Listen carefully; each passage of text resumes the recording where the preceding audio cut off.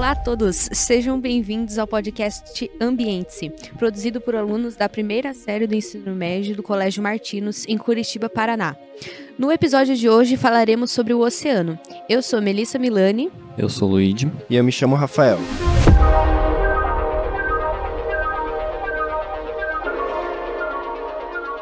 A primeira questão que vamos apresentar é a importância do oceano para a vida terrestre. Os oceanos têm uma grande importância ecológica, econômica, política e sociocultural. São eles responsáveis pelo regulamento do clima, proporcionam alimentação, influenciam as condições meteorológicas e providenciam um lar para a maior diversidade de espécies do planeta. Sem o oceano, não teria vida no planeta Terra. Existe um mito popular que diz que a Amazônia é o pulmão do mundo, porém a Amazônia não produz nem 20% do oxigênio do mundo. O fato é que todas as selvas e bosques do planeta juntos produzem 24% de oxigênio. Nossa, eu achava que esse mito era verdadeiro. Realmente achei que a Amazônia era o pulmão do mundo. Então quer dizer que o oceano que é?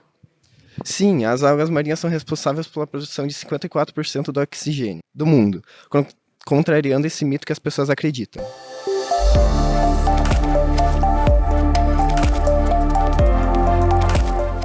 Agora, nós vamos falar sobre o valor intrínseco dos seres marinhos.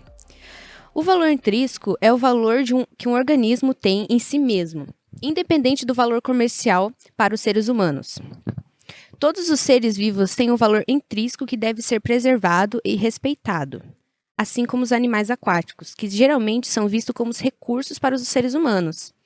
O que acontece é que acabamos degradando essas espécies porque não consideramos o valor que elas realmente têm. Mas como seres vivos, eles têm o valor em si mesmo, como suas próprias vidas e suas funções dentro dos ecossistemas. Um grande exemplo disso são os corais. Antes de falar sobre os corais, precisamos falar sobre os principais serviços ecossistêmicos atribuídos a esses organismos marinhos. Os cetáceos, que são mamíferos aquáticos, tipo baleia, botos e golfinhos, são consumidores no topo da cadeia alimentar e desempenham um efeito em cima para baixo nas comunidades aquáticas, exercendo um importante papel ecológico na manutenção e no equilíbrio da estrutura alimentar em relação aos animais. Os cetáceos são considerados recicladores, reguladores e fornecedores de nutrientes para diversos ciclos biológicos. Isso é muito relevante para os seres humanos, como a pesca, no turismo, na proteção da costa e nos compostos do rendimento que são importantes no desenvolvimento de novos medicamentos. Além da subsistência, que podem ser definida como um conjunto de coisas essenciais à manutenção e ao sustento da vida. Mas como os corais podem ser essenciais ao sustento da vida humana? Bom, a grande maioria dos peixes que consumimos em nossa alimentação vem de um recife de coral. Fora isso, os corais fazem também a filtragem da água que mantém nossa área costeira livre de poluição, pois existem corais e esponjas filtradoras de materiais poluentes que não se dissolvem. O principal responsável pelo aquecimento dos oceanos é o aquecimento global, que por sua vez é causado por massivas emissões de gases que intensificam o efeito estufa. Por uma reação, o aquecimento atmosférico transmite energia térmica para as águas, elevando sua temperatura. Por causa disso, os recifes de corais estão cada vez mais ameaçados pelas ondas de calor intenso nos oceanos. Um efeito do aquecimento do oceano é o fenômeno do branqueamento dos corais. Muita gente imagina que os corais são vegetais ou minerais, porém os corais são animais vivos, membros de um filo animal chamado quinidários.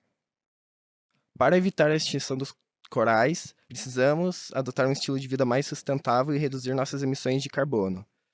Também podemos participar de projetos de conservação e conscientizar amigos e familiares sobre tal problema.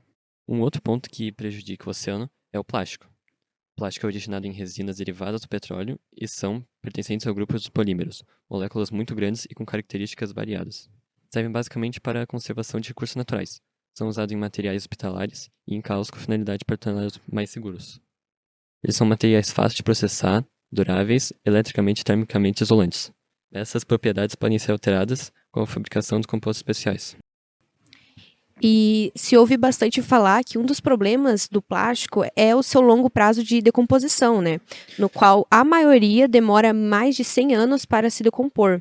E esse problema pode se agravar mais, quando alguns não são biodegradáveis ou recicláveis. Exatamente. E outro de seus problemas é o microplástico, que é resultado da degradação dos componentes plásticos, que mede até 5 milímetros, e contamina os oceanos, que é consumido pelos animais marinhos menores, se intoxicam e morrem e depois são consumidos por outros animais maiores. E qual seria uma solução que a gente pode encontrar para diminuir o uso dos plásticos e dos microplásticos? Uma solução encontrada para esse problema é a redução do uso de plástico de uso único, ou plástico descartável. Possui uma vida útil extremamente curta, são usados por segundos, como por exemplo os mexedores descartáveis de café ou o canudinho. Outra ação necessária é trocar esse canudinho tradicional de plástico e por um feito de material biodegradável, ou até mesmo utilizar canudos de materiais duráveis, como metal ou silicone. Em alguns estados já foi proibido o uso de canudo, porém isso pode acarretar um aumento de uso de copos plásticos, por exemplo. Então não adianta só a proibição, mas também a conscientização da população.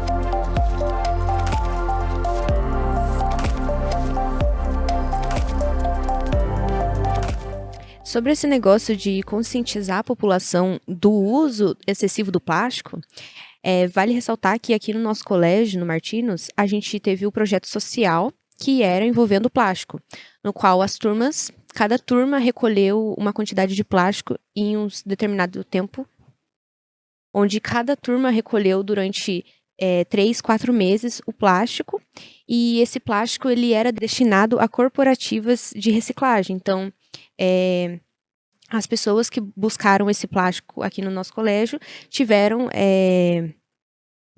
a renda delas. Além disso, o colégio também ajudou o meio ambiente. Então, a gente tem que pensar que se várias instituições de ensino e outras se juntarem e fizerem projetos parecidos com esse, o impacto vai ser muito grande, não só aqui no Brasil, mas no mundo inteiro.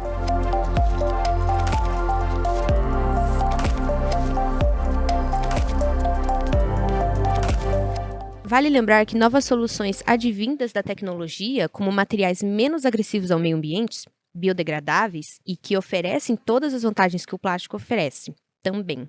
Ou seja, as soluções partem do investimento em ciência e tecnologia para o desenvolvimento desses materiais. Porém, por enquanto, a redução no uso e a reciclagem do plástico são soluções possíveis que minimizam o problema até que tenhamos novos materiais e tecnologias mais avançadas. E isso depende de todos nós, pois o plástico é consumido por nós. Dar prioridade às embalagens biodegradáveis e reciclar o nosso lixo de forma adequada e correta pode ajudar com isso. Lembrando que os destinamos os materiais corretamente. A coleta deles é feita, no caso de Curitiba, pela prefeitura, e cabe a esse órgão realizar a reciclagem correta desse material. Atualmente, a nossa capital, que possui um sistema de coleta seletiva, recicla 22,5% dos resíduos sólidos coletados nas residências, enquanto a média nacional é de 3%. Ou seja, estamos melhor que grande parte do Brasil. Porém, ainda é um longo caminho para que 100% do material seja reciclado. Estima-se que 10% do material reciclado não é coletado e que acaba indo para aterros sanitários e, posteriormente, nos oceanos. Encerramos por aqui. Obrigada pela atenção.